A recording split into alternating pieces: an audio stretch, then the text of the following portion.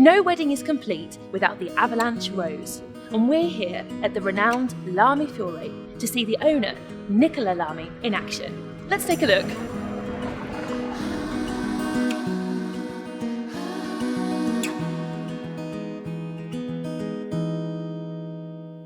Morning, Nicola. Oh, good morning. What are you working on here? Today we are doing a bridal bouquet with these marvelous white roses. Yeah, it's a beautiful Avalanche rose. Yes. And why do you enjoy working with this Avalanche rose so much? Because they are natural, because they are big, they have a lot of petals, and they are very, very nice and classic, and they are useful.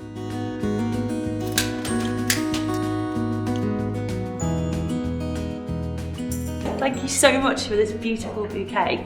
Now, with your permission, I'd like to ask you to take this bouquet to a beautiful wedding store around the corner, Louisa Beccaria. Do you know it? Yes, it's a very popular wedding shop there. Yeah. It's not far away from here. And I think it's the perfect place for this Avalanche rose bouquet. Very, very nice. Yeah, so I can take it? Yes, very kind of you. Lovely, and thank you so much, it's beautiful.